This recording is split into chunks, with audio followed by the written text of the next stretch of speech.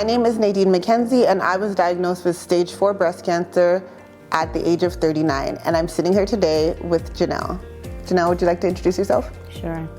Hi, my name is Janelle, and I am 38 years old. I was diagnosed in 2021 with HER2 positive breast cancer, and I'm currently in remission. And I am Cindy Stater-Drummond, and I am a registered psychotherapist and private practice owner, and I am sharing space today to have this conversation around mental health and breast cancer. So thank you very much for allowing me to stay here today with you.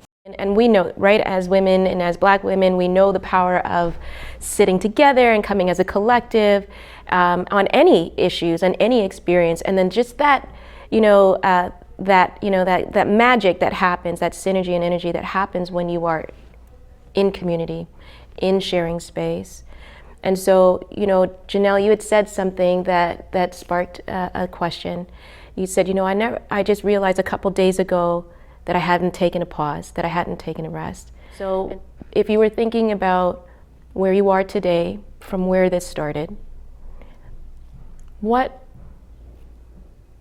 would be the thing that you might do differently, if anything at all? The thing that I would do differently is for myself, for self-care.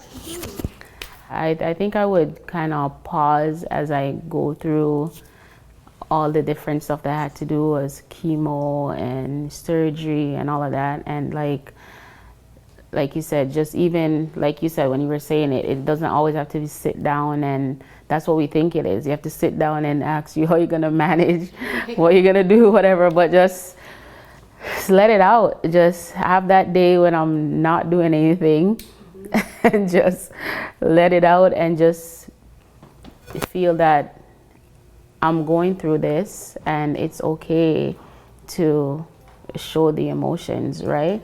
Like, I know I'm a Christian, and God has a lot to do with my journey, and I worship helped me a lot, but it's like before it was just like for quick time, right? And I have to go do something else. So like you said, if I could just pause and just even have a day to just focus on myself.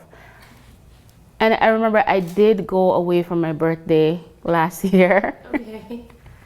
Thanks to my family who watch my kids and stuff. I did go away for a couple of days to Jamaica last year, and that was amazing. And you know what? When I look back at it, when I went away, it was like I escaped my reality. Because when I went to Jamaica, I didn't have all of this. I didn't have appointments. I didn't have none of that stuff to think about. So when I went to Jamaica, I didn't know how to act. I was... You didn't have to tell anybody that you had breast. That's the best. When you don't have to be breast cancer. Yes, you could just be you. You just me, I was all done up. Meeting a man. I was on the resort. I was on the resort, for a couple of days, just relaxing. I slept for like the first day. I had no lie. I slept for like I slept for like 12 hours. When I woke up, I was like, man, because I didn't have to worry about, I have to make dinner for the kids, nothing, whatever. I just had to get up, look pretty, and that was it. And so I'm just remembering that, and that was amazing. And that is needed, because when I came back, I was so refreshed. And yeah, so it's starting to remember. So see the glow on my face as I'm talking about it? Yes, absolutely. Completely different. She's like, I need another trip. Let me see. Yeah, my kids never forget. They were mad at me, but I needed that. You needed that. Yeah. So I'm just remembering that. Yeah. Nadine, you had said that, right? Prioritizing. You're like, this had given you energy to prioritize. And so for you, what might it be different for you if you had to kind of think about this as where you started to where you are today? The thing is, prior to my breast cancer diagnosis, I was already on a journey of like me. Like I started a couple years prior. I used to be one of those people because as a Black woman, I'm such a giver. I want to help everybody, do what I can. So I started like having these feelings where I was like, oh, I'm like this for my friends, but who would do that for me? Who would do this for me? Or I want to go out to dinner and I don't have anyone to go out to dinner with. I want to do this and then I was just like, you're just complaining. Like, you need to curate the life that you want. And so like in 2020, I was kind of like, I'm just gonna start, I'm not gonna complain anymore about I don't have this. If I wanna go to dinner with somebody, I'm gonna call a friend and be like, do you wanna go to dinner? And just make things happen. So I was already on this like journey of curating what I want, not complaining, because I'm the only person that's responsible for my life. So I'm gonna create the life that I want. And then every year I kind of started this thing where like, my mantra for this year is going to be this. And in 2022, my mantra was, you deserve, queen. And that was my, anything that I deserve it. Anything I want, I deserve. I want to go on dates, I deserve it. I deserve whatever is here. When my dad passed away, I kind of just adopted this thing like, I'm not going to lay on my deathbed ever with regrets. That's not a thing for me. So, and that's where I kind of put everything into action. So when I was diagnosed, I was kind of already on that journey of like, I had already reimagined what my life looked like. I had already, broken away from ideologies I had about myself, what success looks like, what happiness looks like. And I was really like, I'm a very successful woman because I live where I want to live and I drive the car I want to drive and I can see the lake from my house. And I like the things that are successful to me, I already had in place. So I would say, and I don't think I would do anything differently. There are moments where I am like, I wish I was more private about my diagnosis. Okay. Because breast cancer becomes this like scarlet letter, right? Like your pink ribbon is your scarlet letter. So you've shared what came up for you, and you've shared what you felt and those intense feelings and how you managed that and getting into community and finding your support. And you talked a little bit about your spirituality and having that deep faith and connection, allowing that to be part of the support to allow you to move forward. And so if you had to offer advice, because we're sitting here in community and you've mentioned how powerful it was to have other women who have gone through their own lived experiences with breast cancer, right? And so if you had to say one advice to any woman out there who may be facing breast cancer.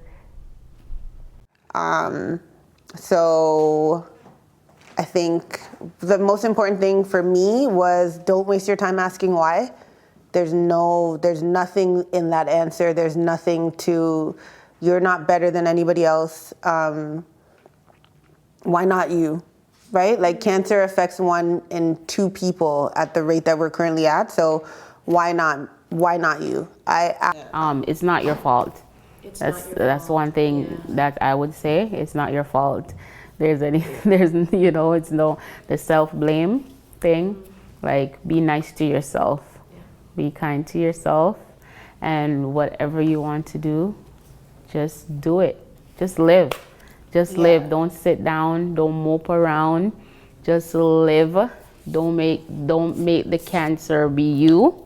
Yeah. You ride that bad boy. You are not. You fight. You put up your best fight, and just continue being your fabulous self. Like, you go through the treatments and all of that. It takes so much away from you. Like the first time my hair fall off, I just took it off like a hat and put it in a bag and just wrapped my head. I went to chemo. I didn't look at myself. I didn't look at myself for a while because for me, my hair was me. It's so funny. I'm like, I'm gonna look ugly without my hair. And you have no hair, you have no eyebrows, you have nothing, right? And it makes you find your real self. It makes you appreciate and love yourself as well in that horrible time. Like, I did a lot of soul searching and self-esteem stuff for me in that time. And like you said, with God, a lot of stuff comes out during your journey. I know mine right now, I completed my treatment and stuff, and you're still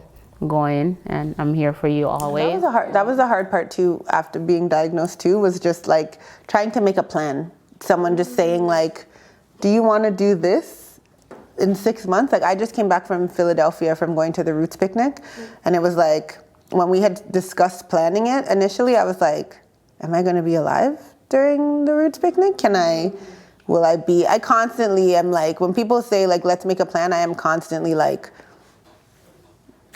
if I'm here, like if I'm not here. And I haven't decided yet whether that's the wrong approach or not the right approach. If we talk about manifesting and positive thoughts and thoughts becoming things and stuff like that, sometimes I'm like, I want to write a birthday card for my children for every year for the rest of their lives in case I'm not here for them. But then I don't ever put the pen to the paper because I never want to have to write those birthday cards to them from that perspective. And so it really is just kind of managing your mental, and it could change at any given moment. Like I had a bad day yesterday. One of my sister's close friends recently just passed away from cancer. And it's really interesting watching people mourn people now. You have this whole different perspective because now you're like, when I pass away, how is that going to be received? What's my Instagram post? And then you want to be like, Mom, can you use this picture, not use this picture? Like, you see what I'm saying? Like, it can get more. It can feel more. It can get morbid, but I think even the way that you've positioned this as, wanting to be prepared, wanting to, and it's part of this idea of protecting them, right? Ensuring that the transition, because it's one thing that we are all going to face. For you, it's much more present. But this idea of you wanting them to be at ease through the transition. And it speaks to your heart. It speaks to your empathy. It speaks to how deeply you sense others. And so there's absolutely nothing wrong with preparing, right? And I will self-disclose and share as well that my family, we have different types of health issues, and so particularly genetically through the female line. And so for us, getting into 50 is, you're lucky. Yeah. And so preparing has been the way that the family has managed. Yeah. So it is now a joke. It's like, this is the dress, this is how it's going to be, this is the music, don't let her speak, like that's how that's gonna be, right? And so each family or each person handles it individually. And sometimes those conversations are much harder to have and to face, and where others, they've figured out a way to allow it to be part of their self-care, their coping. It's not, cancer is not the worst. Like, you know how people put it like this with a death sentence. Like, I remember even, I'm really close with my dad, and at least my dad, like, we speak every day. My daddy's a girl, and even him, he said to me, at least you know what you have. Some people don't wake up, or some people find out their stuff later or whatever. Some people get hit by a car, some people whatever. You know what you have and you're working on it or whatever. Like I said, don't make your diagnosis be you, So, and also his words too of even when he's like, okay, let's go be a survivor. And those things stick with me. That line stick with me from he said that onwards. So I love that. Yeah, let's go be a survivor, right? Like that hit right. Yeah. So we are coming down to time, and so what I'm hearing and as well help me understand a bit. But what I'm taking away from this is that both of you have, interestingly enough, while you have had this diagnosis, while you are currently living with it, it's not defining you. And that's what I'm hearing. It's yes, I'm having this experience. Yes, I'm going through a bad day. I'm having a great day, but it doesn't define me. And I'm more than this. I'm all of these things. And Nadine, you talked about you were already on your journey to self-love and self-awareness. And so this just revealed more of you. And I feel, I guess it's still in my Black woman bag, I still feel like I have a responsibility to every woman who has breast cancer and has stage 4 breast cancer that I need to show up and show out, like all the way out. I always joke and say, like, I want to be the sexiest, baddest bee with breast cancer that they've ever seen. I want to break the stigmas. I just had chemo on Wednesday. That was 3 days ago. And I never want to look like it, and the day might come when I do. But while I have the energy and the capacity, I'm gonna make sure that I get up and show out every single day, because I want other women who are going through it to not be like, I need to just stay in my room in a dark space and cry. Because a lot of times that's what people want you to do. When I was first diagnosed and I was like, I'm gonna have a 40th birthday party, and my whole family was like, you can't do that, you're gonna get sick, oh my God, the people around you. And then I was like, so what shall I do? Yeah. And the idea is, so I should spend my birthday in my room just waiting to die? Is this such an interesting idea that when you're faced with death or your mortality, that people want you to not maximize the time that you have left by acting sick.